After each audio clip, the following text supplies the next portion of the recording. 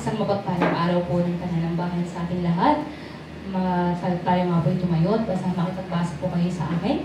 Naniniwala ako ng otoridad ng salita ng Diyos ay katumbas din ng Diyos mismo. Ako'y susunod sa mga salita niya na may buong paggalang, buong puso't isipan, kaluluwa at lakas, ngayon at kailanman. Amen. Ayaw na po tayo makaupo. Hallelujah. Bigyan po natin ng pamagat ang salita ng Diyos sa araw na ito. Basahin nga po natin ng sabay-sabay. Hindi na isaayos. Okay. Living the crucified life in Jesus. Okay. So, tunay nga na sa Galatia, chapter 2, verse 20, sabi doon, ang nagsasalita po dito ay si Pablo. Okay. Kung paano with boldness, kanya pong inihayag that he have been crucified with Jesus. Okay. Kung babasahin mo natin muli sa NIV version, I have been crucified with Christ, and I no longer live, but Christ lives in me. The life I now live in the body, I live by faith in the Son of God who loved me and gave Himself for me. Hallelujah. Ang iiwan kong katanungan, sana masagot bago po tayo magtapos. Totoo na bang nauunawaan natin ang ang pananampalatayang totoo na tinatahak natin? Si Pablo po, naunawaan niyang lubusan. Kaya nga, with boldness, nabanggit din niya, I have finished the race. Napagtagumpayan ko na. Okay? Sa ating huling hininga, masasabi din kaya natin na nang may kagalakan, with excitement to meet our loving Savior, na it is finished. Sabihin natin, natapos ko ang pinapatrabaho ng Diyos sa akin. Yun po yung iiwan kong tanong na ating nga pong pagnilay-nilayan.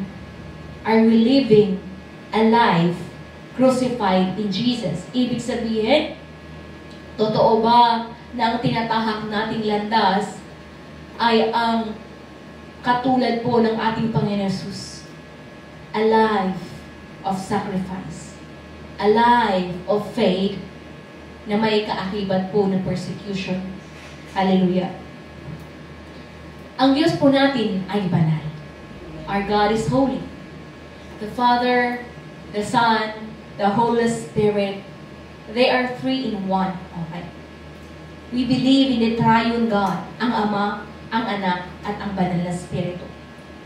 And our God is holy.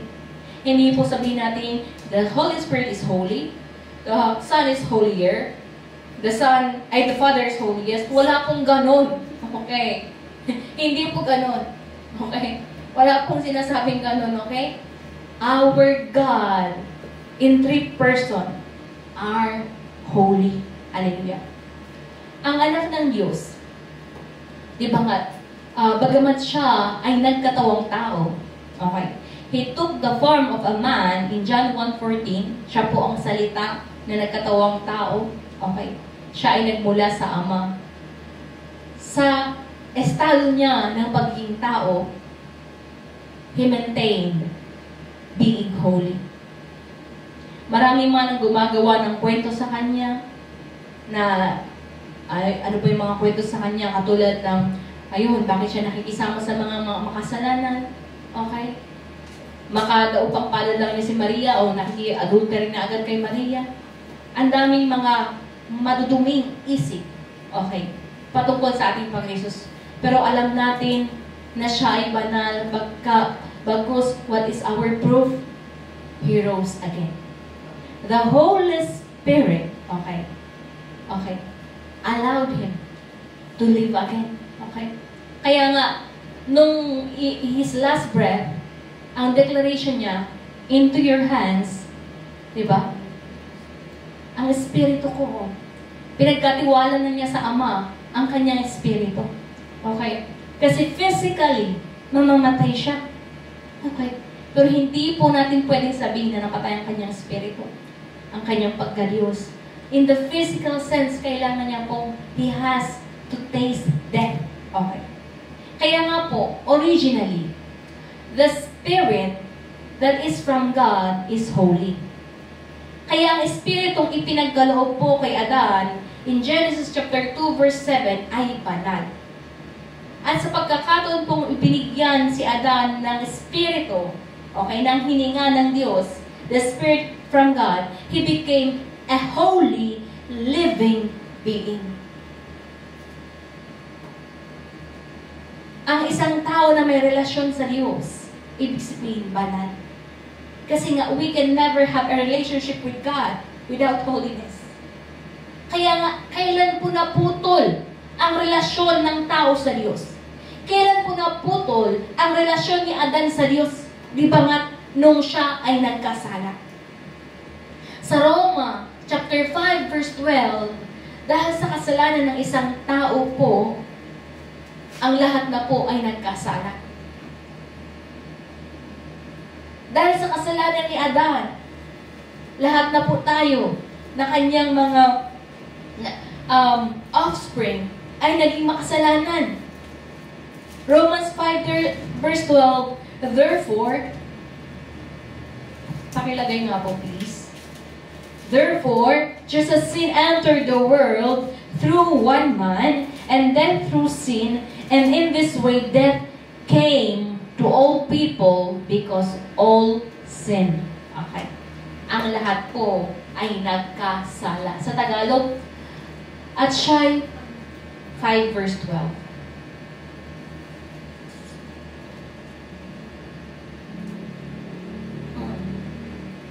Ang kasalanan ay pumasok sa sanlibutan sa pamamagitan ng isang tao at kamatayan ay pumasok sa pamamagitan ng kasalanan. Dahil dito, lumaganap ang kamatayan sa lahat ng tao dahil ang lahat ay nagkasala. Hallelujah. Kaya nga po, namana namin itong kasalanan po ni Adan dahil siya po ang pinagmulan ng ating lahi. Tayo po ay namumuhay na spiritual na nilalang. Hallelujah. Sa paningin po ng Diyos, without His glory, we are nothing. Kaya nga po, mga kapatid, asamin man natin, all the glory of this world, it is all in vain in the sight of God. Kaya nga po, we must desire God's glory to manifest in our lives. Yun yung pinakananaisin natin. Kaya nga, pag sinabi natin, lahat ay makasalanan, sa Romans chapter 3 verse 23, because we fall short. Pag sinabing fall short, nagkulang. Roma chapter 3 verse 23, sa NIV, for all have sinned and fall short of the glory of God. Okay. Ibig sabihin, nagkulang po sa kaluwalhatian ng Diyos. Kaya alam natin, batid natin, iba po yung pakiramdam bilang espiritual na nilalang kapag alam natin na tayo nagkukulang. Kapag alam natin na tunay nga na tayo po ay makasalanan, na may kasalanang nagawa sa harapan ng Diyos. Sa harapan po ng Diyos, wala po tayong maikukubli. Ano bang pinakatatago ng ating isipan na hindi kayang arutin ng tao, God knows. The Holy Spirit knows. Okay, sapagkat ang lahat ay nagkasala at walang sino mang nakaabot sa kaluwalhatian ng Diyos. But we are commanded to live a holy life. Na kailangan natin maabot ang kaluwalhatian ng Diyos. Pero hindi po natin ito kaya sa sarili nating kalooban. Hallelujah.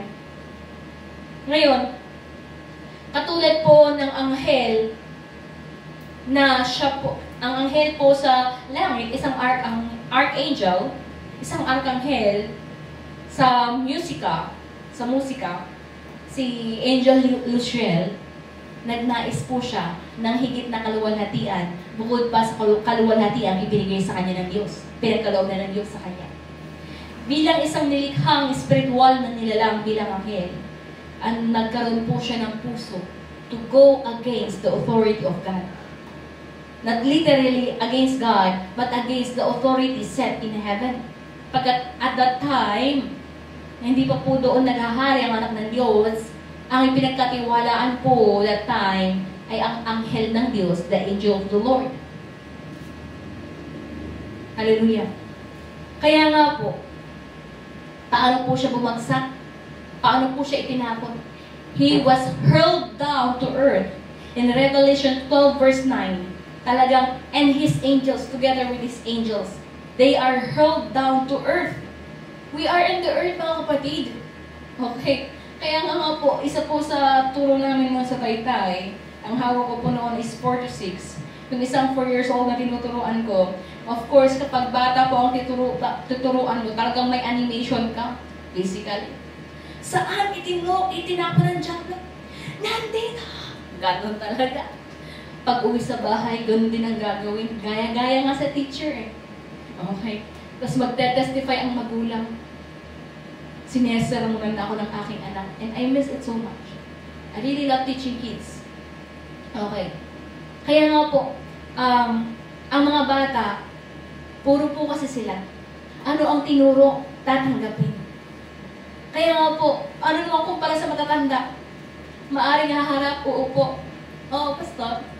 Oo, pastor. Pero deep in the heart, is it true? Totoo ba? Okay. Ang bata kasi hindi magkukunwari yan. Sasabihin niya, kaya nga, be pure like a child. Maging puro. Paano ba yung puro na gusto ng Diyos? Kung wala tayong maging kaugalian katulad ng bata, hindi po yung malikot. Pero yung pagiging puro, ang nais po ng Diyos, katulad po ng bata, ang dapat natin tanggalin. Na wala tayong ikukubli. Ibig sabihin, maging puro ang ating hangarin na lumapit sa Diyos. Hallelujah. Kaya nga po, when that angel falls short of the glory of God, okay, itinapon siya dito sa earth, nakabalik po ba?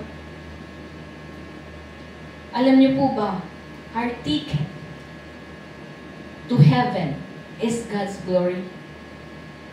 Falling short of the glory of God will enable us to we can never enter heaven without God's glory. Kaya nga po, ang utos po ng Diyos sa atin, in 1 Peter 1:16, be holy, for I am holy. Hindi po niya sinabi na conditional iyon, kundi utos niya iyon. Kailangan nating magpakabanal dahil ito lang po ang tanging kaparaanan para po makasama tayo at maging karapat-dapat po sa harian ng Diyos. Okay.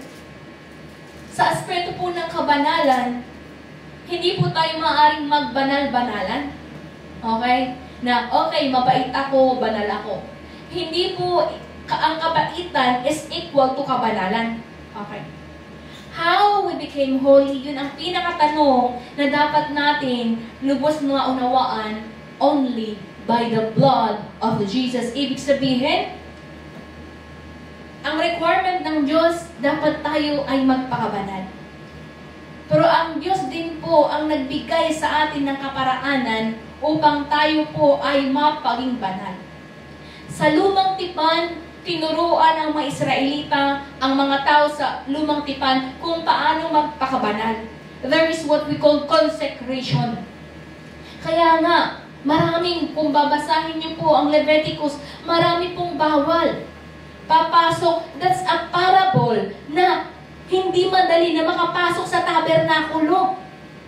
Hindi nga pwedeng basta-basta pumasok sa inner court. Inner court pa lang yun, wala pa dun sa holy place.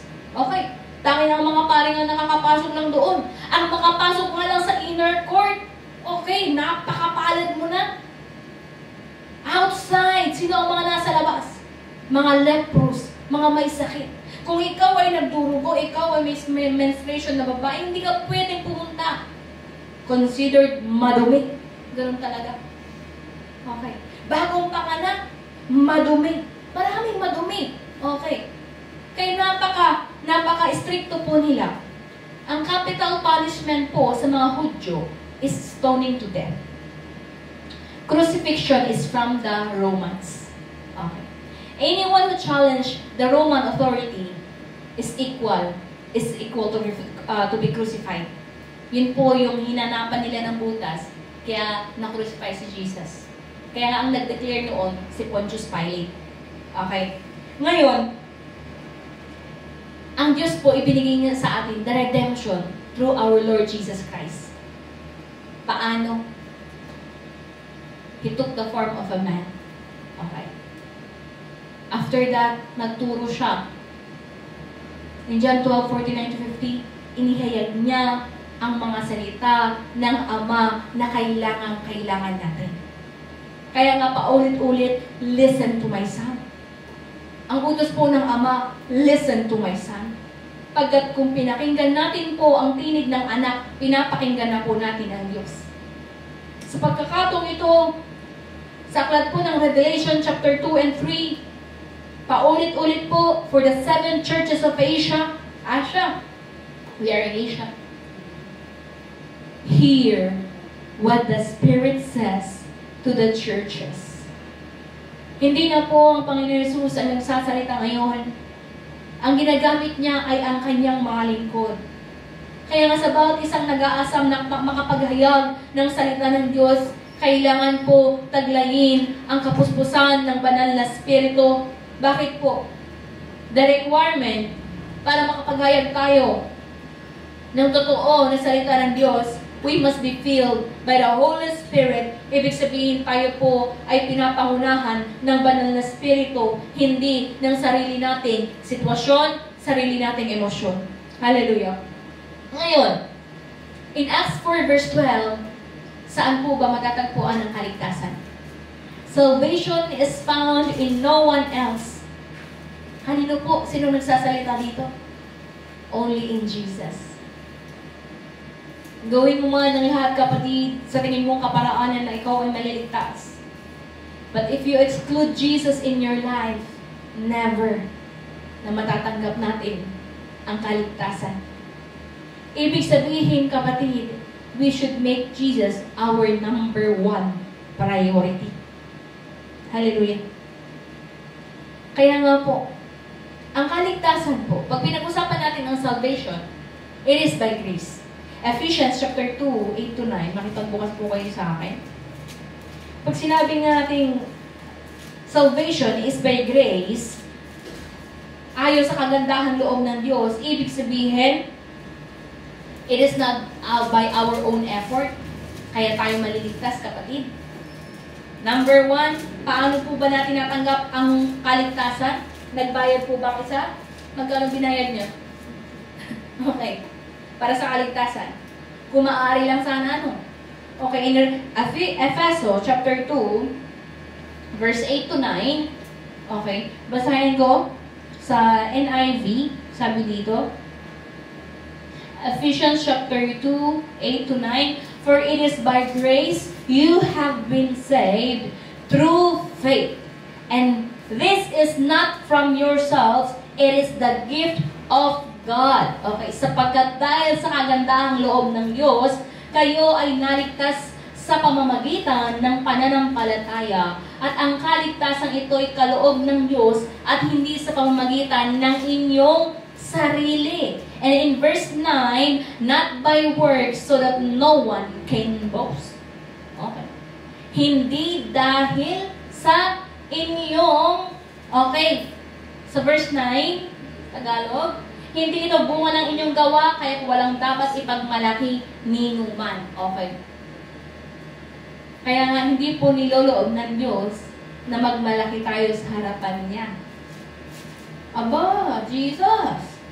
Nanalangin ako ng 8 oras. Aba, okay. Naglakad ako mula Aurora to Pampanga. Natatawa po ako. Patalastas lamang po. Yung mga sinama po natin kasamang bang-mission, ay abay mahiluhin. Hindi mo rin naman mai-question kasi nga po ang daan ay paikot-ikot lang. Hindi po madali ang daan dito po sa kabundukan ng Aurora kasi nga isa po ito ay part of the Sierra Madre Mountain Range. Okay. Kaya nga po kung paano yung hirap din ng biyahe ng Ifugao papuntang Isabela, ganoon din po. Kasi nga ito po yung, nandun siya, nakaparte sa yung Sierra Madre Mountain Range. Nung pabalik na po kami, sabi nila, pwede po bang dito na lang po kami sa Pampanga? Yung dalawa gusto na magpaiwan. Ano po bang ayaw nila? Ang ayaw lang po nila ay yung daan. Pwede po ba tayong mag-plane? Antayin yung yumaman tayo. Para meron tayong plane. Oh, lalapag dyan sa San Luis, meron naman dyan, di ba? Na pwedeng paglandingan. Hallelujah. Pero alam natin nga na may sakripisyo po ang natambalan. Okay. Kaya nga meron po tayong mga, sa totoo lang po, isa po sa naaral ko, yung mga pinaka-aayawan natin, ipapararas po ng Diyos sa atin. Kasi nga, itetest yung ating endurance, itetest po kung ano ba yung kaya mong isakripisyo para sa Diyos. Okay? Hallelujah. Kaya nga po, nung natanggap natin ang kaligtasan, isipin nyo nga po yung first day na talagang na-experience nyo ang Panginoong Yesus. The moment, yung oras na ipinaranas ng Diyos ang kanyang yakap sa inyo, ang kapatawaran sa ating mga kasalanan. Naalala niyo po ba yung araw na iyon? Na naranasan mo yung pagpapatawad niya. Huwag po natin iyong kakalimutan. Dahil sa pagtanggap niya sa atin, di ba? Iniibig niya tayo. Kaya nga po yung awitin natin para doon yung sa dulang biyaya eh. Inibig mo, ay niyakap mo ako sa aking karunihan.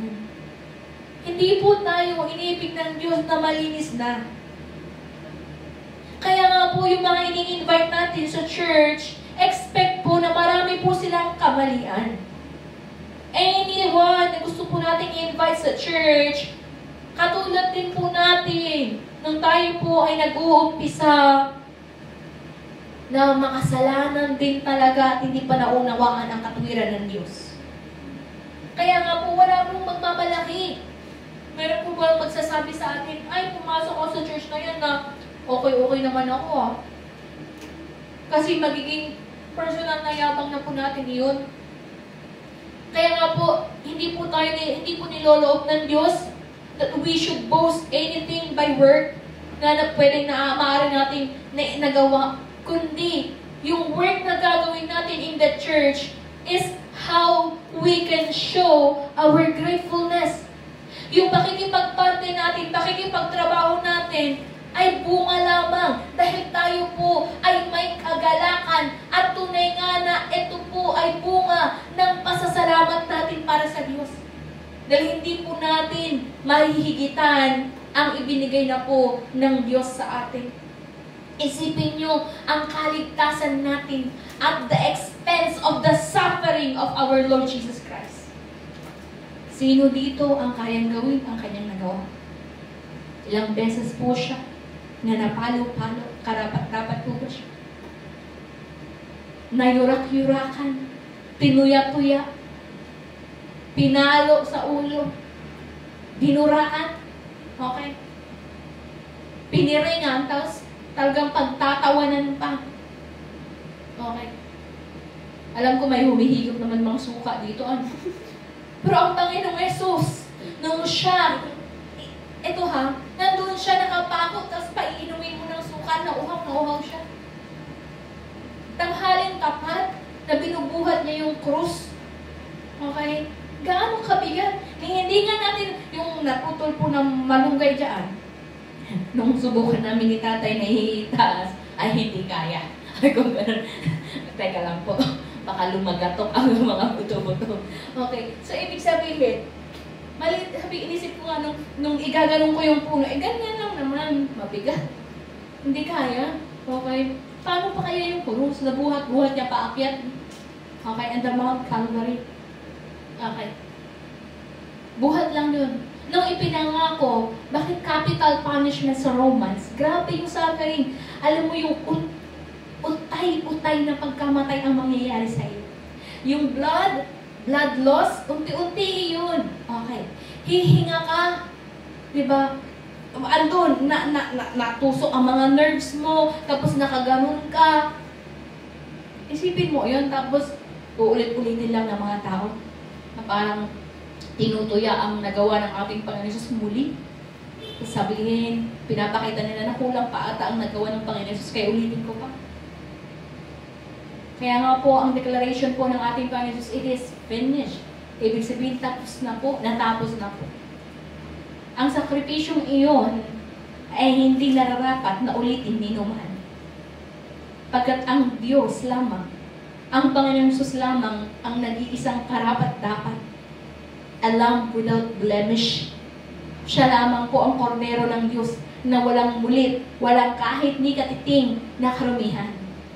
Tayo po ba karapat-dapat tayo magsakripisyo doon? Okay. Hallelujah. Kaya nga po, alalahanin natin. Lagi po pinapaalala, remember your first love. Pag sinabi natin, remember your first love, alalahanin mo yung unang beses na iniibig ka ng Diyos. Niloob niya na makilala mo siya. Pinatawad ka niya.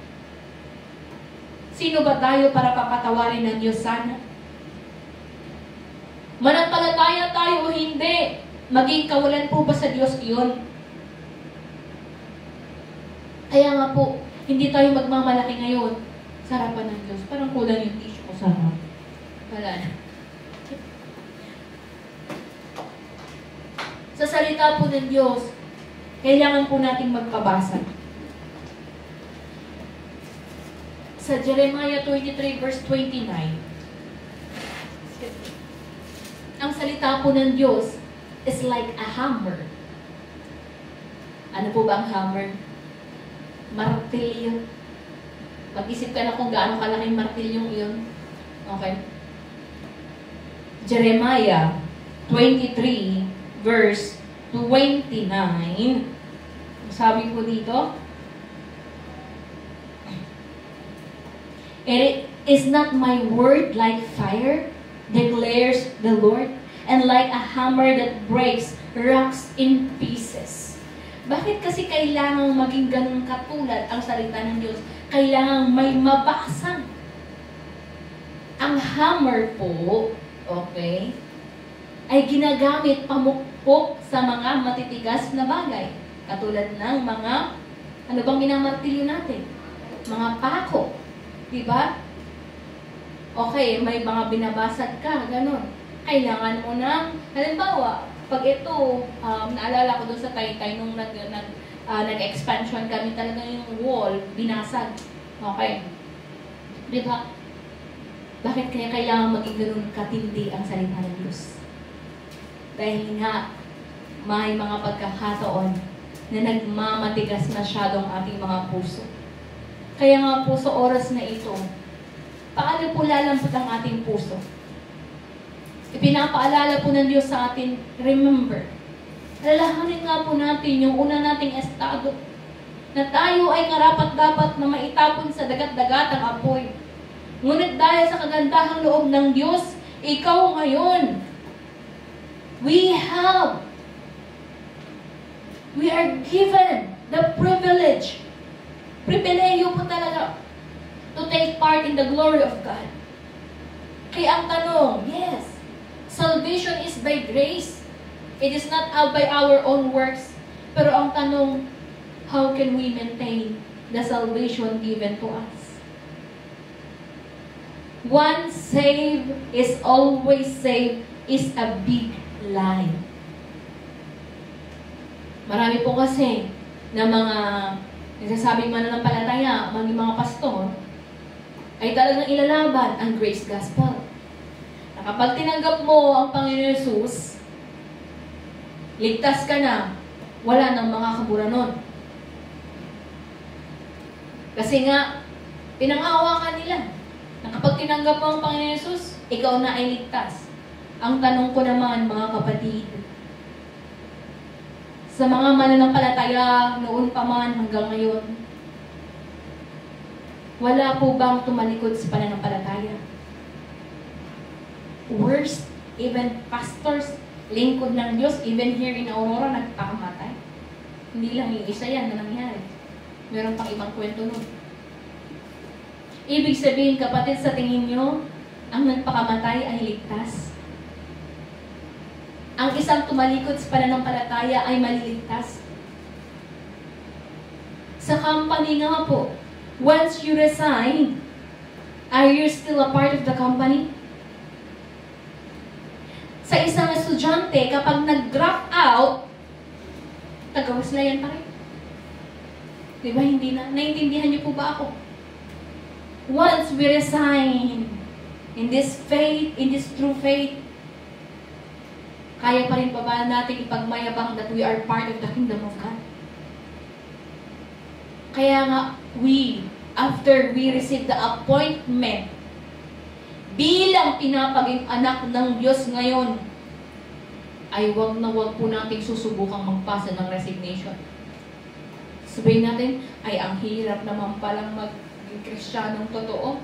Doon na lang po ako sa medyo-medyo. Lukewarm. Sa Revelation, God will spit. Naranasan ko yan kaninang umaga. Gusto ko ng kape. Okay? Tapos, ilang araw na kasi yung nasa thermos, pero sabi ni Sister Ashley, meron pa po dito, baka may konting init pa.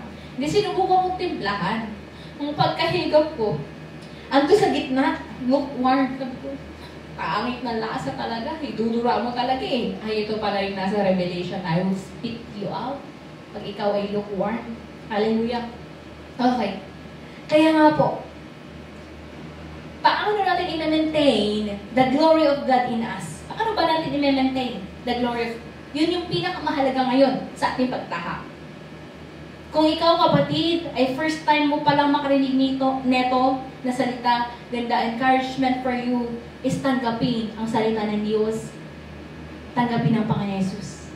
Sa mga nakatanggap naman na ng katotohanan sa ating Panginoon Yesus, ang tanong, paano tayo ngayon makakapanatili? Ang dami nating kaaway. At isa sa number 1 nating kaaway po, walang iba, kundi ang ating sarili.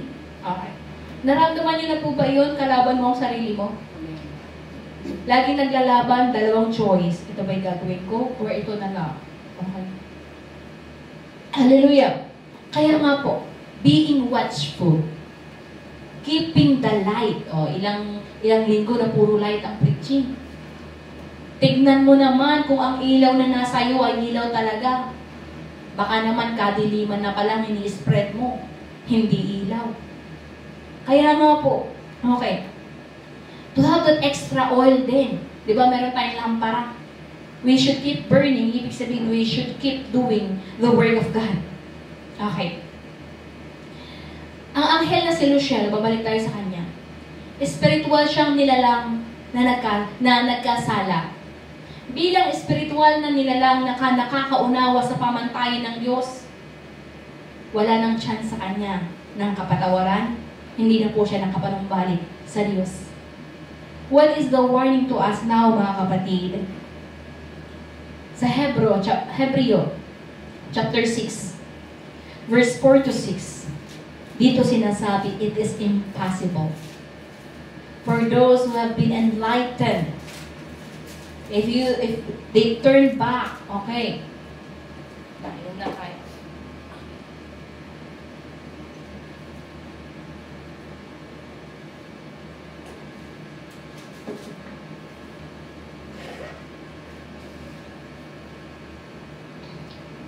Hebrews 6, chapter 4 to 6.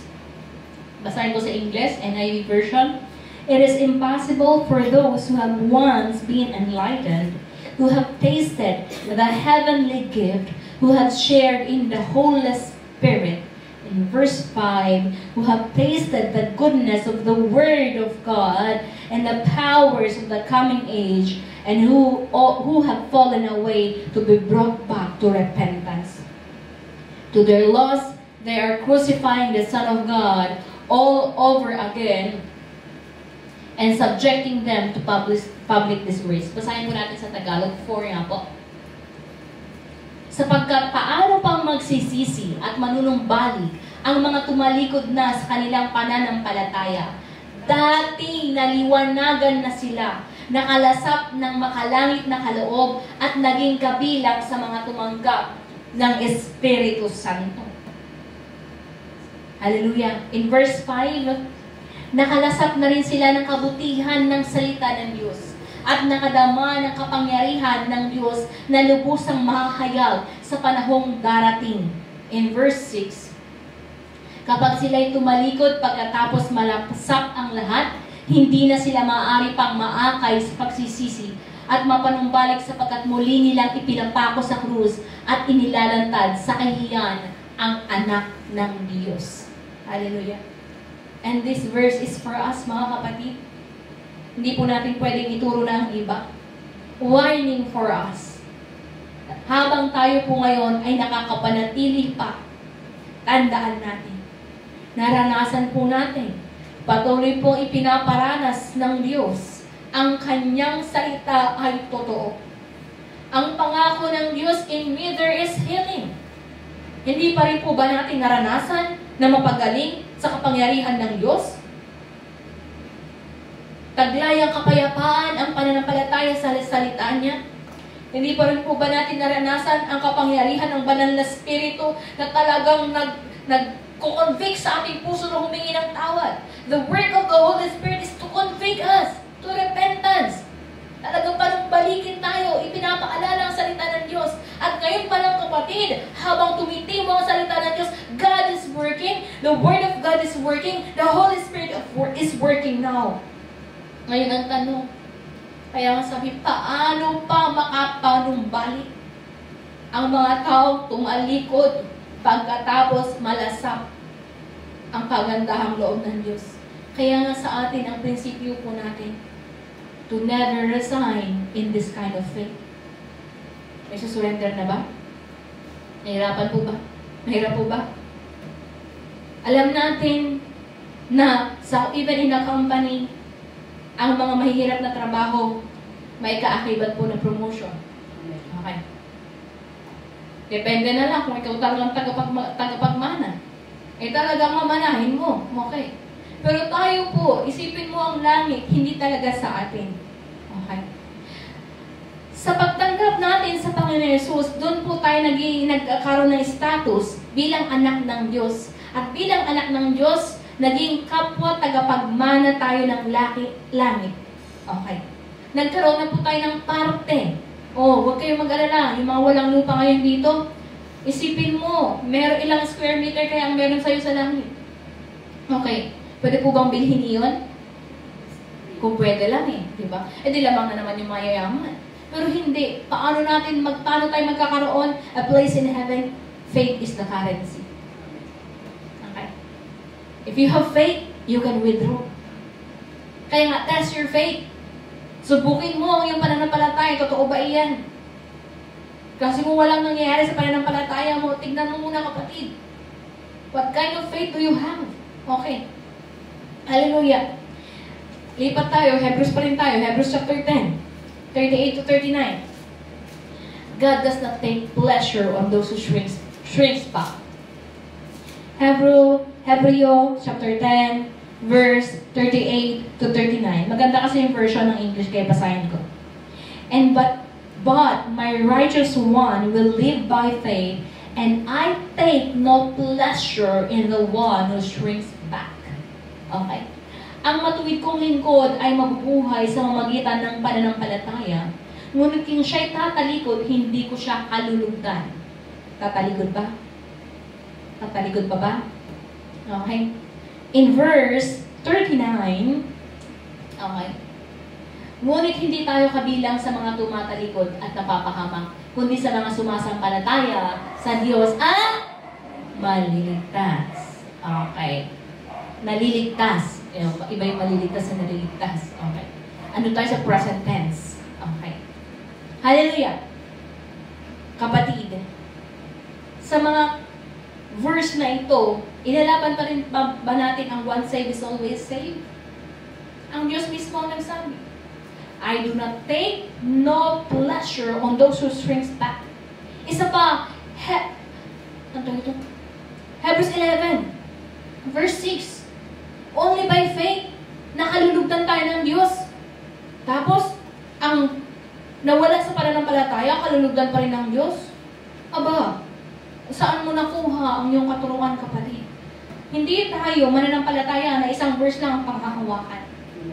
Tinuturuan po tayo sa iglesia nito to be like the Bereans. Who are the Bereans? Acts 17 verse 11 to 12, that they joyfully, may kaagalakan sila, pananabik na nakinig sa itinuturo ni Pablo, pero hindi po natatapos sa kagalakan iyon. Nagkaroon sila ng pagnanais na saliksikin. Totoo ba ang itinuturo?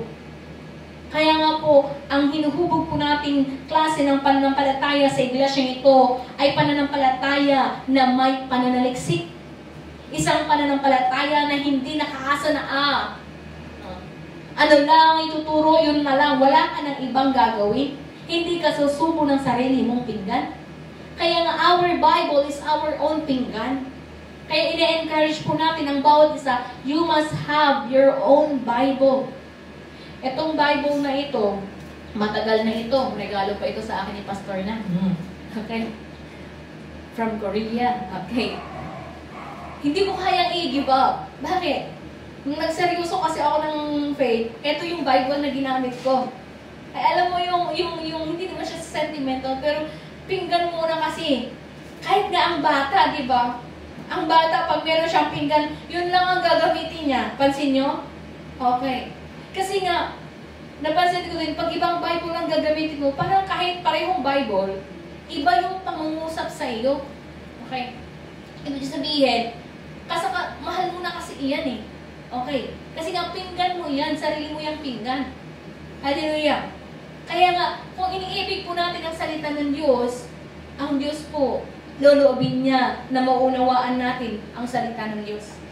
Isipin mo na lang kung meron pa rin tayong espiritu ng kapurulahan na hindi natin maunawaan ang salita ng Diyos. Kahabag-habag ang estado ng isang taong ganun.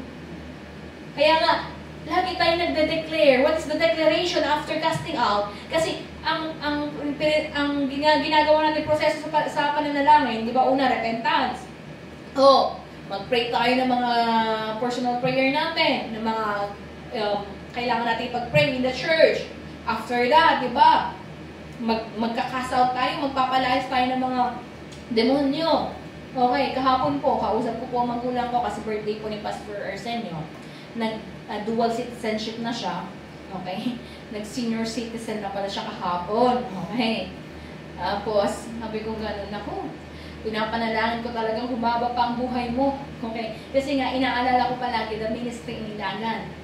Okay? Kasi nga, sa pagkakataon ngayon, parang wala pa kami mapagkakatiwala ng iba. Kaya sabi niya, iniisip ko nga din, pag mamamatay ako, kailangan mo talagang bumalik dito sa Ilagan. Sabi ko, ay hindi nga po, kaya nga po pinapanalangin ko din po na pahabaan mo na ang buhay mo. Okay, kasi para magamit pa, para makapagbubog pa, hallelujah. Kasi mukhang sa Aurora, marami pa kaming ibabarena, marami pa kaming ihahammer. Okay, hallelujah. Kaya nga po, salamat sa Diyos kasi nga, God's faithfulness. Gusto niyo po bang makuha ang pabor? Iba po ang pabor sa mga nakakapagtiis. Iba po ang pabor sa hindi nang iiwan sa pananampalatayang ito, gaano man siya kahirap. Hindi po ako nangako bilang tao. Ang pangako po ng Diyos ay narito na sa kanyang salita. Kung gusto niyo pong malaman ang mga pangako ng ating Panginoon Jesus, ay basahin niyo na lamang po talaga ang gospel books. Hindi po natin ipinagkakait sa bawat member ng iglesia nito na basahin, pagkat ito po ay salita ng Diyos. Okay. Isa sa pinakagusto ko, in Matthew 28 verse 20, kapag sinunod po natin ang verse 19, ang sabi po dito, therefore, go and make disciples of all nations, baptizing them in the name of the Father and of the Son and of the Holy Spirit, and teaching them to obey everything I have commanded you. And surely I am with you to the very end of the age. Ano pong pangako ng Diyos? Surely I am with you. Ako ay kasama nyo hanggang, di ba? Katapusan. Ibig sabihin, kapatid, ang lingkod po ba ng Diyos? Ako po ba ang nangangako nito? O ang Diyos mismo? Naway tanggapin po natin ito bilang kanyang pangako. Okay. Hallelujah. Ano po ba? Dagdag natin si John. And then, sa Mark. Mark 16. Sa Mark 16, okay. Ang pag-alis po ng ating Panginoon Jesus, ipinangako naman niya ang Mark 16 to 18. Okay? Signs and wonders shall follow. Okay? Sa totoo mga disipulo ng ating Panginoon Jesus, ano pa? Wala pong makapanakit sa atin. Ibig sabihin mga kapatid, anumang sitwasyon na ating pagdadaanan, when we are in God's hand, ang kalooban niya po ang mapangyayari. Hindi po ipinangako ng Diyos that a life na tatahakin natin, a faith life na tatahakin natin, pagkatapos natin siyang tanggapin, ay faith life na walang suffering. Tignan nyo na lang po ang mga buhay po ng mga disipulo ng ating Panginoon Jesus. Isipin po natin ang kanilang mga pinagdaanan. Kaya nga po, shrinking back. Dahil ikaw ay nahirapan. Dahil ikaw ay nagnasa muli sa mga iniwan mo sa mundo, nakakatakot. Katulad po ng asawa nga nila, okay? Lumingon eh. Pero sa ibang translation, hindi lang kasi, ibang usapan kasi you look back. Ibig sabihin, andun yung longing na nasasayangan sa mga naiwan. Okay. Kapatid, nasasayangan po ba tayo sa mga iniiwan natin sa mundo? Ay, hindi na ako makakainom ng madaming harap. Hala, hindi na ako pwedeng kumain ng dugo. Okay. Masarap pa man din yun. Okay, ano pa mga ginigib up natin? Hindi na ako pwedeng katulad dati na pa-party-party lang. Okay. Diba ang dami natin i-give up? Kaya marami sabi, ano ba mga bawal sa relihiyon nyo? Yun ang mga tanong. Kasi kung ayaw nila yung bawal, ay ayaw sa inyo. Ang stricto naman, ang stricto nyo naman. Okay? Hallelujah. Pero ang tanong ko naman, ano naman ngayon yung mga isasakripisyo natin? Kung ang kapalit naman po ay buhay na walang hanggan. Hallelujah. God, the God of truth, does not tolerate a hypocritical kind of faith. Hindi po tayo nananampalataya ngayon, nagpapagamit sa Diyos ngayon, para maipakita lang na ito ako, nananampalataya. Kaya nga lagi tayong magsa-self-reflection, na idulog sa harapan ng Diyos ang sarili natin, Ama, inalulugdan mo pa rin ba ako? Yung isipan ko, yung puso ko, yung ginagawa ko, ayon pa rin po ba sa kalooban mo? Kasi kung wala tayong humbleness katulad noon, self-realization, puro lang tayo, kasi siya. Hahanap tayo ng sisisihin sa mga sitwasyon na meron tayo. Pero kapatid, ano mang nangyayari sa atin, tandaan mo, napakalaki ng bahagi kung ano ang meron tayong kaisipan. Kaya nga po, ano ba ang kaisipan ng walang pananampalataya? Ang kaisipan ng isang walang pananampalataya, tapos na, wala na pag-asa. Pero ang mga tao may pananampalataya, even in the midst of suffering, there's hope. There's peace. Sa kabila ng mga kaya na dapat natin i-give up, although masakit talaga sa umpisa, pero maging kagalakan natin yun at the end. Hallelujah. We are to live a life of obedience, mga kapatid. Isang pananampalatayang nauunawaan ng lubusan. Ano po ba? The pathway to eternal life. Kaya nga po sa ating exposition, ang ating title, usually mabigat siya, Living a Crucified Life in Jesus. Naunawaan po ba natin ang title natin, kapatid?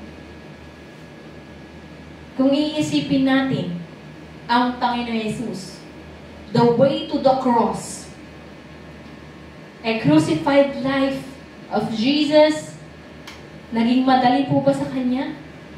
Paano niya ito napagtagumpayan? Siya ay Diyos, pero meron siyang katawan, flesh na mararamdaman din niya lahat. Kaya paano po siya nanalangin sa Garden ng Gethsemane? Grabe yung pananalangin niya. Mapagtagumpayan lang niya iyon. Kung ang ating Panginoon Jesus na sobrang nanalangin para mapagtagumpayan niya iyon, tayo pa kaya? Kaya nga ang utos niya sa atin, watch and pray so that you will not fall into temptation. Ang Panginoon Jesus, anong hiling niya noon? Father, okay. Maaari po ba tanggalin mo ang kopa ng paghihirap na ito? Pero hindi ang aking kalooban, kundi ang kalooban mo ang siyang masusunod. Maaring kapatid, may mga pagkakataon na labag sa ating kalooban ang mga dapat natin gawin. Totoo naman talaga. Magkalaban ang pisikal at ang ating espiritu. Ang gustong-gustong gawin ng ating espiritu ay ang sumunod sa Diyos. Ang gustong-gusto ng pisikal natin ay mag-enjoy comfort of this world. Kaya nga, if we dwell on our emotion, we want the comfort of this world. Gusto natin kampihan tayo ng mundo, kampihan tayo ng mga tao. Pero alam natin kung katotohanan ang tinatahak natin, kapatid, hindi 100% susuportahan ka ng mga tao. Pero kung tayo po ay lumalakad sa katotohanan, sino ngayon ang kakampi mo? Alalahanin mo kung sino ang kakampi mo. Okay? Who is with us until the end na ipinangako na niya sa atin? Ako isa sa inyo. I will accompany you with signs and wonders. Pangako po iyan ng Diyos. Hallelujah. In Matthew 16 verse 24, kung gusto po natin maging totoong disipulo ng ating Panginoon Jesus, we must deny ourselves, take up our cross, and follow Him.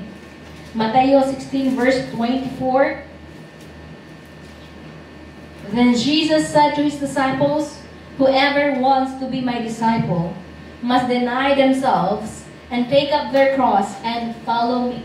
Sinabi ni Jesus sa kanyang mga alagad, ang sino mang nagnanais na sumunod sa akin ay kinakailangang itakwil niya ang kanyang sarili, pasanin ang kanyang krus at sumunod sa akin. Okay. Sino pong nagsasabi dito? Ang Panginoon Jesus. Deny ourselves. Paano yun? Paano natin i-deny ang ating, itatakwil ang ating sarili? Pabayaan natin? Okay? Magpakamatay tayo? O hindi po yun ang gustong sabihin ng Diyos? Ang ibig pong sabihin ng ating Panginoon Jesus, in denying ourselves, ibig sabihin, yung we will deny our fleshly desires. Ibig sabihin, kaya natin isang tabi, itakwil, tanggalin, takyasin, yung mga lubos nating minamahal, lubos nating ninanais sa mundong ito. Ano po ba ang mga minamahal, ninanais ng mundong ito? Money. Okay. How we are tested with money? By our faithfulness. And giving our tithes and everything. In everything. Bakit pinagpangalang lubos si Abraham? Ito ang sikreto niya. He gave a tenth of everything. Ibig sabihin, isa po sa technique namin ni Pastor Raymond, anything we receive, lahat. Food, yung mga regalo nyo, check ko magkano kayang worth neto. Tataysan. Bakit? Remembering this is from God. Okay. Ibig sabihin lahat. Yung regular income, mga other income, ibig sabihin, remember the tenth of everything. Okay? Paano po natin ipapakita? Kasi nga, saan mo kasi nilalagak ang pera mo? Nandun ang puso mo. Kaya kung wala kang puso para sa kaharian ng Diyos, ang kaharian po ng Diyos nasa langit. Pero the embassy of heaven is the church. Tama po ba? Kung saan ibinigay ng Diyos ang kanyang otoridad ay sa church. Okay. Kaya nga, the church operates. Kailangan po talaga ng funding. Ang kumpanya nga, napalugi, ang hirap pagbagsak sa financial situation. Okay. Ang totoong iglesia po ng Diyos, hindi niya po pagkukulangin. Kaya katulad po ni ni Esther, siya po ay naitalagang reyna at that time at kailangan ng tulong ng Israel. Ang sabi ni Mordecai sa kanya, kung ikaw hindi mo papagamit ang iyong sarili, huwag mong iisipin na hindi kukuha ng Diyos at yun ang gagamitin niya para tutulong. Ibig sabihin, kapatid, tutulong ka man o hindi sa church ng Diyos, may hihimukin siya na tao na tutulungan pa rin at isusustain ang kanyang church. God loves His church. If we want to be loved by God, then we must love the church also. Okay? Not just this physical building, but our fellowship as a whole church. Okay? Magmalasakitan. Kaya nga, tayo po, pinapanalangin natin ang bawat isa bilang malasakit natin pag-ibig. Pero hindi po matatapos sa panalangin niyon, kapatid. Faithfulness. Ano pa? Ano pang sinasatabi natin? Mga kapretyuhan natin. Mga minamahal natin. Bukod pa sa Diyos. Kaya nga anything, ano man, na iniibig natin, higit sa Diyos, ay ang ating naging idol na po natin. Don't you think, mga kapatid, na ang mga idol lang ay mga rebulto lang? Hindi po. K-pop nga lang, idol na eh. Okay. Hello. Mga mahilig sa K-pop dyan. Naka-wallpaper. Bakit naka-wallpaper yan? Pogi eh. Pogi kasi. Okay. Pero alam niyo po ba, ang kanilang mga kayang i-give up para lang sila ay magsikat? May nakausap kami, even in pageantry. Sa pageant na yan, very dark. Bibigyan ng funding, pero may indecent proposals sa mga beauty contestant. Ibig sabihin, makipag-date ka kay ganito, magbibigay yan ng pera. Sipin mo? Mga ganun. Para may pambili ng gown. Okay. Mga ganun. Sa mga artista pa kaya walang ganun. Para may expose ka. Kaya nga may maririnig tayo mga abuse ng mga artista. Dahil nga at the expense para sumikat sila. Talagang may mga nag-a-abuse sa kanilang mga positions. Our position in the sight of God, hindi po natin kailangan na tumanggap ng mga indecent proposals. Para makalapit at makita, mapansin tayo ng Diyos, hindi po natin kailangan gawin ang mga bagay na yun. To the extent na sisirain mong iyong sarili.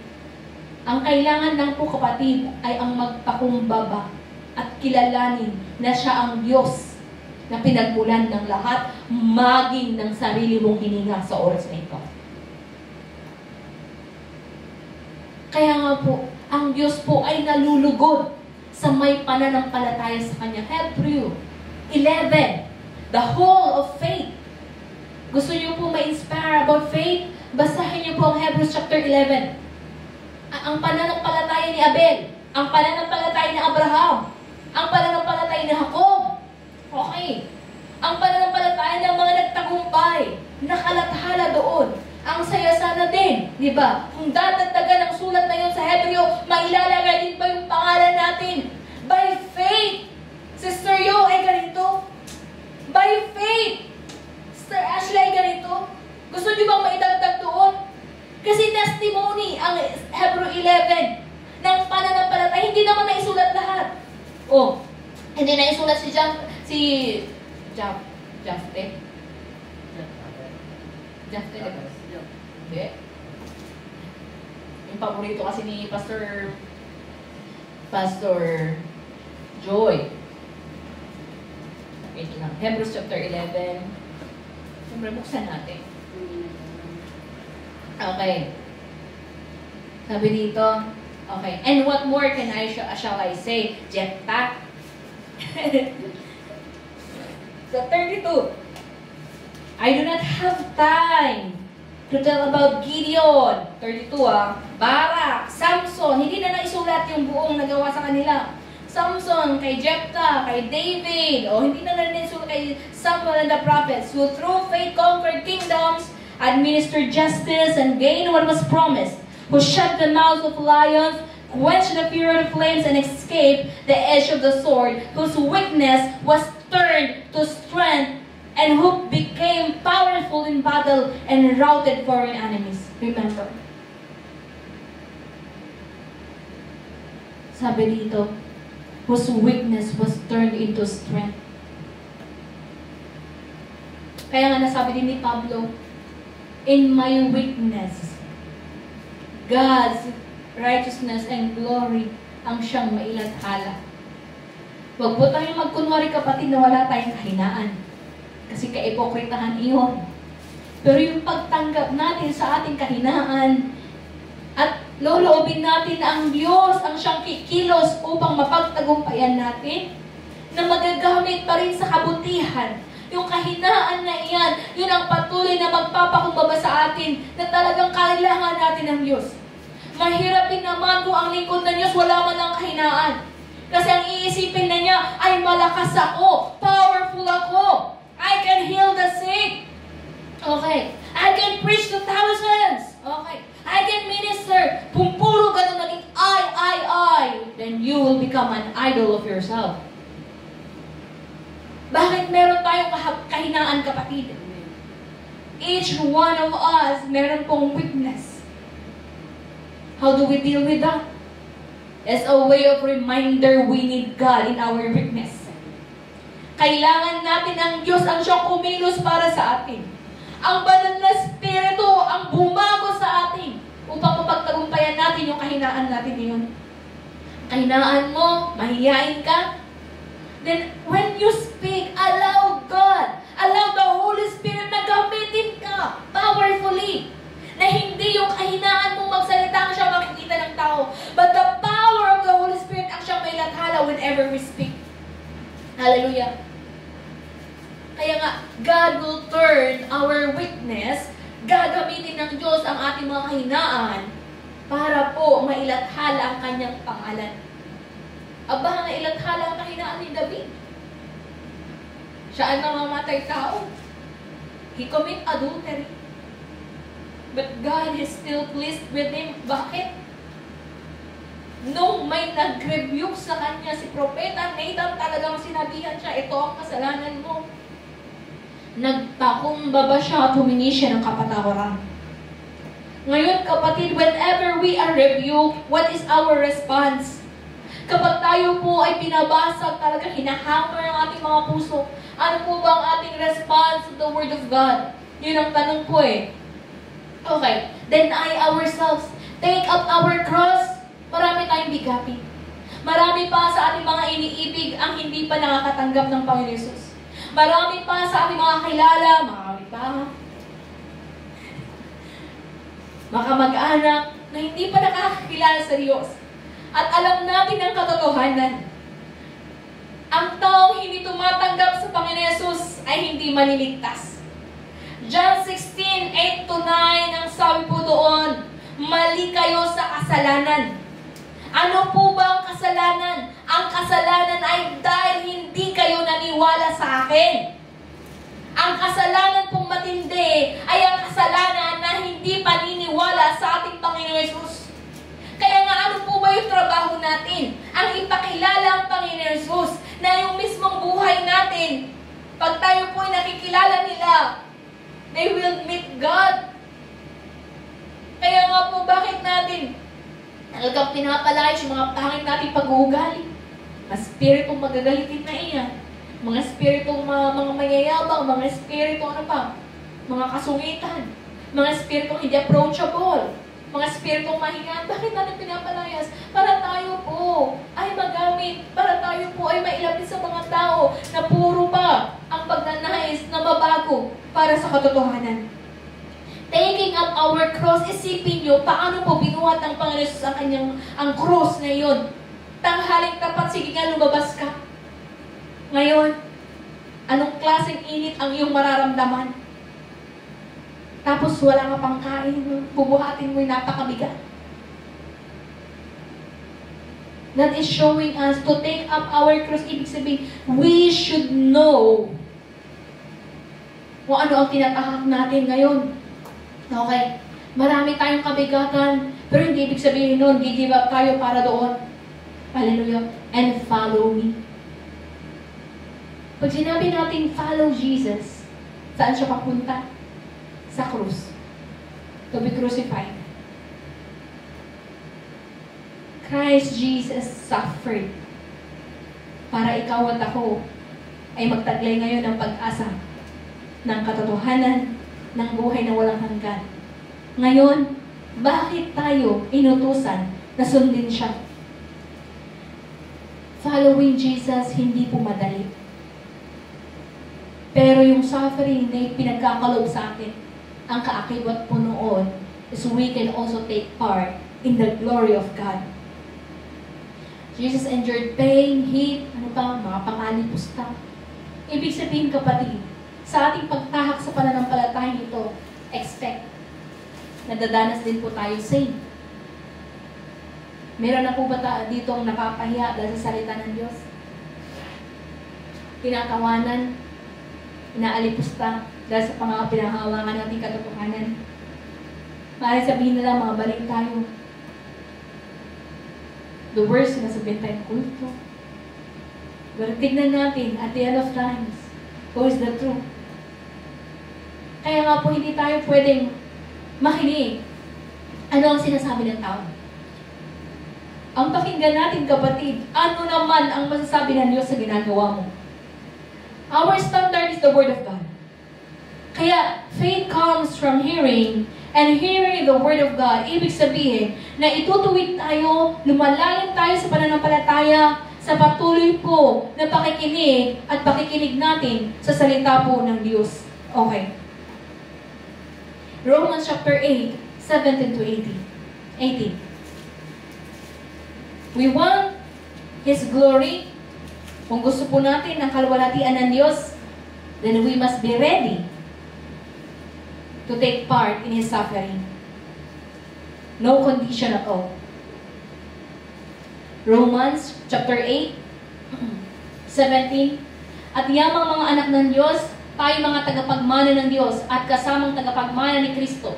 Sapagkat kung tayo kasama niya sa pagtitiis, tayo rin ay makakasama niya sa kanyang kalwalhatian. Hallelujah. Gusto ko din sa English. Now, if we are children, then we are heirs, heirs of God, and co-heirs with Christ. If we indeed we share in His sufferings, in order that we may also share in His glory. Hallelujah. Tuloy natin sa 18. Para sa akin, ang mga pagtitiis natin sa kasalukuyan ay hindi maihahambing sa kalwalhatiang mahahayag sa ating balang araw. Kayun po yung driving force natin, our hope. Ano naman ngayon, yung pagtitiis natin ngayon, kumpara the glory we can have in Christ Jesus. Hallelujah. Kaya nga, kailangan po natin talagang pasanin ang ating krus. Endure. Kaya nga there should be perseverance, endurance in taking up the cross. At sa prosesong iyon, tayo lamang po ay tumingin sa ating Panginoon Jesus. Kaya nga, God does not delight. God takes no pleasure on those who springs back. Nung naranasan ng mahirap pala, ay, tapon, ayoko na. Dumating ang pag-uusig, kaya na lang na itapon. Alam niyo po yung kahalintulad ng isa na talagang aso, after niya idura, yung past niya, mamaya kakainin niya ulit. Okay? Ayaw po ng Diyos ng katulad ng ganon. Okay. Alam niyo po ba, huwag na natin basahin, sa John chapter 6, 53 to 59, dito po nagtuturo siya, eat my flesh, drink my blood. Ito po yun, yung sinasabi sa Romans chapter 8, to take part in the suffering of Jesus. Eat my flesh, drink my blood. Paano ba bumubuo ang dugo ng Panginoon Jesus, di ba? Suffering. Yung katawan niya talagang napalo-palo. Ibig sabihin, a life of suffering. Ngayon, The John chapter 6 verse 60, anong response sa mga tao? This is a hard teaching. Aba, mahirap itong kauturuan na ito. Alam niyo ang nangyari in 66? Many deserted Jesus Christ, the Son of God. Sino lamang po ang natira? Ang 12 disipulo ng Panginoon Yesus. Kaya nga tinanong sila ng Panginoon Yesus, kayo, hindi pa kayo alis? Kaya, hindi pa kayo alis? Ano? Pag nag-uusap po kami ni Pastor Arsenio, doon po namin napag-uusapan yung hirap in the ministry. Na maraming heartache. Hindi mo expectin na lahat ng kasama mo in the first year of the ministry, kasama pa rin hanggang ngayon. Actually, asan sila? Pero take heart. Ang Panginoon Yesus nga mismo, anak ng Diyos na iyan, iniwan. Tayo pa kaya? Kaya nga po, we should stand in faith.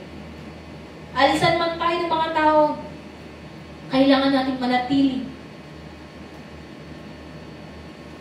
Manatili sa kanyang presensya. Manatili sumunod sa kanyang kalooban. Actually, napakasakit po kasi ng preaching na ito. Kaya, hindi po dahil emosyonal ako, pero hindi ko talaga pigil ng mapaluma. Kasi kung iisipin mo na lang, gaano ba kabigat yung krus na iyon? Na ang nagbayad ay ang Panginoon Yesus.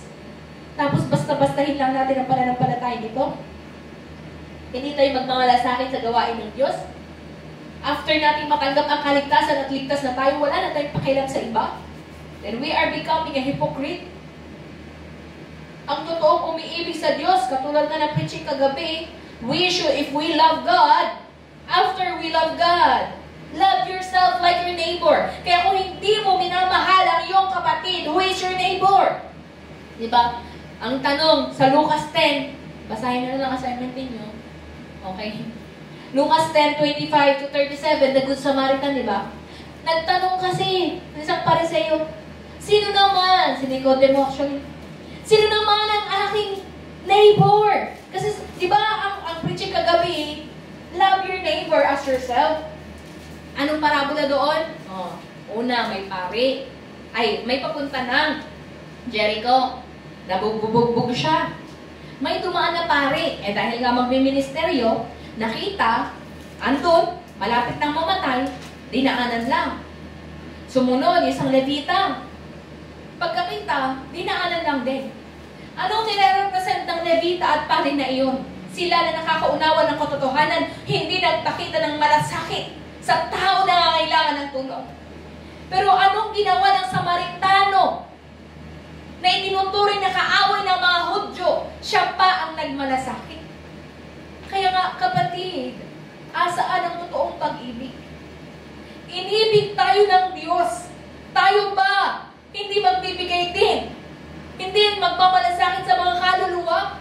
Kaya how we conduct ourselves? How we live the faith? Totoo bang nakakailaw tayo? Kaya tignan natin anong klaseng ilaw ang meron tayo. Last time, napundi ito. Yun lang. Walang ilaw to. Okay. Kailangan palitan. Kaya nga, yung panahon noon, kung ikaw ay bumbilya, napundi na at hindi na naging ilaw, anong ginagawa natin? Pine-preserve ba? Hindi, tinatapon. Okay. Ano ba yan? Okay. Kaya nga po, huwag po natin hayaan na tayo po ay may tapon sa dagatang apoy pagkatapos natin malaman ang mga katotohanan ito. As a man who received true faith in Jesus, we should act as co-heirs of the kingdom of God. We should show our love to the church. We show our love to our brothers and sisters. We should show our love to the lost souls. Because once we are in that kind. Dahil dati naman po kapatid, tayo din iyon. Kaya nga, magsimula po tayong manalangin, Ama, baguhin mo ako. Turuan mo ako magpakumbaba. Mapalitan ano mga kagaspangan ng aking Ano man yung nakikita nilang mali sa akin, Ama, upang mag-ilaw ang iyong salita, ang iyong pangalan sa aking buhay. At nang ikaw ay mapapurihan nila sa aking buhay. Change of life po talaga. Paano na win si Pastor Ursula para si Pastor Arsenio? Pangit po talaga ugali ko, kapatid. Masungit po talaga. Pero nung galing po ako ng Taguig at nag-train ako doon, nagugulat din ako sa pagkilos ng Banal na Espiritu. Kasi kung dati talaga atapang, atao tayo. Nahalaban tayo kung nahalaban. Pero na-realize ko noon, minsan inaway-away ako. Pero nagugulat ako, bakit hindi ako sasagot? Ibig sabihin, there is a control of the Holy Spirit na, kapatid, na hindi mo kailangan labanan. Nagulat din ang aking mother, pag uwi ko nun sa Isabela, hindi na ako ganun. Yung dati noon, na napakatigas ng puso, napakatigas ng paninindigan, ilalaban, dapat ako ang tama. Kasi mismo sila na nakakakilala sa atin, ang magkakakita din kung totoong nagbabago tayo. Yun yung way in po para talagang naituro ko sa magulang ko ang katotohanan. Hindi ko po sila pinilit, pero nakita nila yung malaking pagbabago na nakakala po talaga ni Pastor Arsenio, akong anak niya hindi maglilingkod sa Diyos. Na ang tingin niya sa akin mapagmataas, ang tingin niya sa akin ay talagang hindi papatalo. At mahirapan daw kung ako ay maglilingkod sa Diyos. Kasi ang kailangan kasi sa paglilingkod, mapagpakumbaba.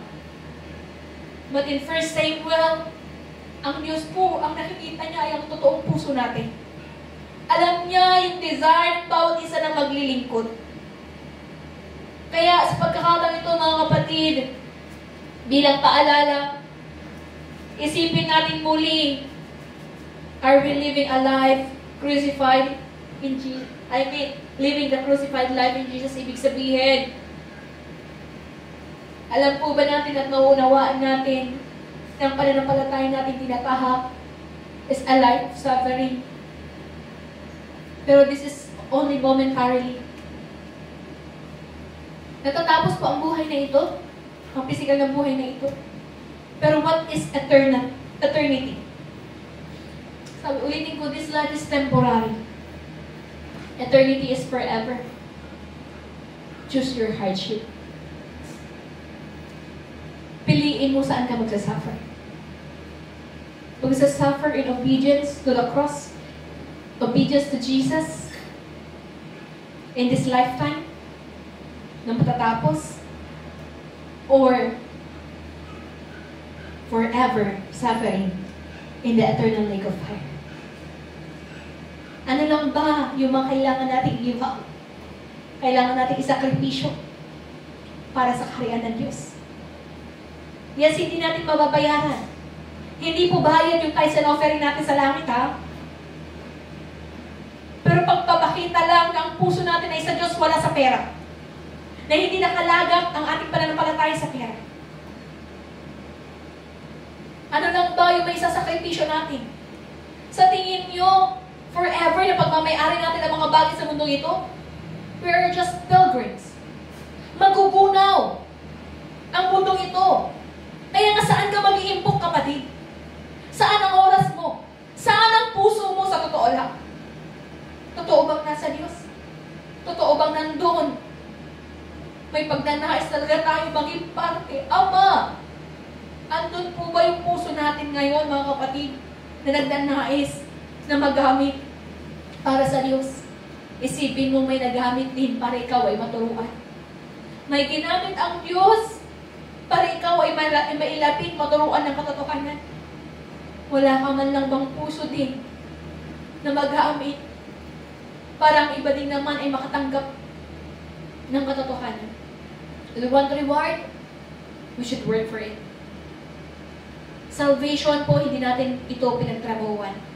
But reward, it is on how much, kung gaano po tayo willing at nakikipagtrabaho sa Diyos. Ulitin ko, ano mang iniibig natin, more than God, binibigyan natin ng panahon, more than God. Pinag-aaksayahan natin, more than God, is our idol.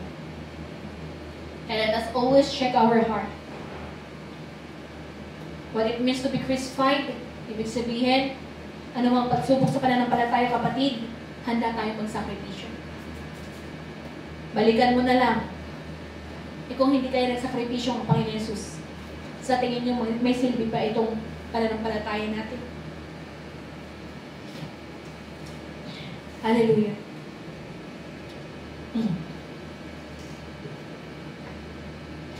Last verse, 1 Corinthians 9:26 to 27.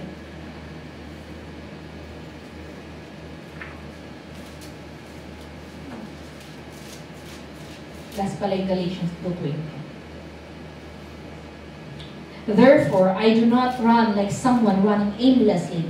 I do not fight like a boxer beating the air. No, I strike a blow to my body and make it my slave, so that after I have preached to others, I myself will not be disqualified for the prize. Para po sa mga naghahayag ng salita ng Diyos. What it is naman kung nakakapag-preach tayo, tapos yung sarili natin hindi marendahan. Maligtas ang mga kikinig, tapos ikaw na nagsasalita, hindi. Kaya nga po, tayo po ay mamuhay sa totoong pananampalataya. Last, Galatians 2:20. Bago po tayo manalangin, basahin lang po natin. Sa aklat po ng Galatia. Nawa po ang salita ng Diyos ay tumimo ngayon. Maging katulad po tayo ni Pablo. Basahin ko po sa Ingles. I have been crucified with Christ. I no longer live, but Christ lives in me. The life I now live in the body, I live by faith in the Son of God, who loved me and gave Himself for me. Ibig sabihin, kapatid, ituturing na nating patay ang ating sarili. That the reason we live now is only for His glory. Katulad na nung awitin natin kanina. The reason I live is to worship Him. Kasi para saan ang mahabang buhay, kapatid? Kundi hahabang buhay mo, dadagdag pa lang marami mong kasalanan. Diba? Mas mabuti na lang siguro mamatay agad. Mas kukunti ang kasalanan, ano? Pero bakit tayo na naisip, katulad nga po yung pinapanalangin namin yung mababa ang buhay ni Pastor Arsenio, kasi nakatakot ako dun sa panalangin niya, gusto niya 60 lang daw ang buhay niya. Ay, sabi ko, teka lang. Sabi ko, ganun, wag naman. Pina-extend na daw niya. Kasi dati, ang gusto niya, mamatay na malakas pa. Okay, kaya 60 daw, ang pinanalangin niya, kapatid, yesterday, nag-60 siya. Pero sabi naman niya sa akin, pina-extend na daw niya. Kasi nga, kailangan may maturuan pa. Okay. Para saan po ba yung buhay natin, kapatid? Okay. Yung pagkain, pagkatapos mo kainin, itatay mo naman. Tapos na. Okay. What is eternity? Yun ang lagi natin isipin. Kaya nga, sa pagkakataong ito, tayo nga po yung manalangin. Ihingi nga po natin ang tawad sa harapan ng Diyos ngayon. Ano man na pagkakataon na nagkaroon na tayo ng pagnanais na tumalikod sa Diyos. Sa anumang pagkakataon na andun pa rin, meron tayong hindi kayang i-give up. Andun pa rin yung katigasan. But let the Word of God be a hammer to our heart upang babasag ang mga bagay na iyon. And let us live a true faith life na kinalulugdan ng Diyos. Tayo po'y manalangin. Jesus. Jesus. Aming Diyos, Ama na dakila, tunay nga makapangyarihan sa lahat. Ama, as we remember that Jesus Christ was crucified for us, Ama, narito kami. Ama, confessing our love, our gratefulness. Ama, pasasalamat namin. Ama, tulungan mo ang bawat isa na magpakumbaba sa iyong harapan.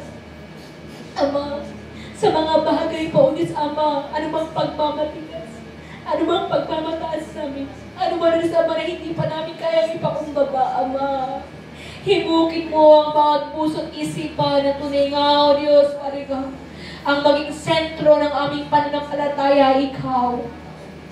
Na maunawaan-nawa ng bawat isa, O Diyos, Pariga.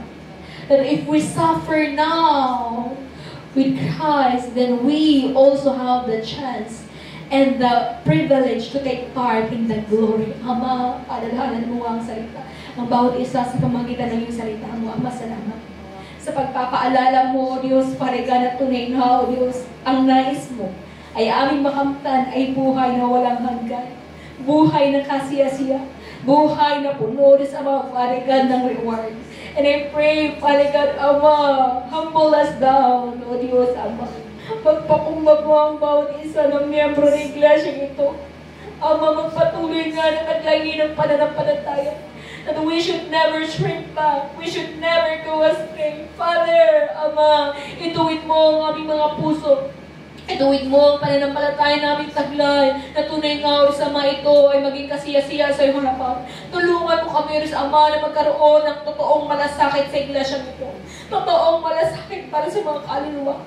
Father God, remind us who our neighbors are. Father, Ama, tulungan mo kami, Ama, na patuloy nga gawin mong totoo every intention of our heart. At tunay nga, Ama, give us, Father God, the hope, the endurance in faith. Ama, dagdagan mo pa ang aming pananampalataya na tunay nga, Ama, hindi kami panghinaan sa mga pagsubok ng mga dumarating Ama sa aming buhay. Bagkus, Ama, patuloy na mapalakas ang bawat isa at tunay nga, Ama, Father God, magsumigasig, Diyos, sa pagsunod sa iyong kalooban.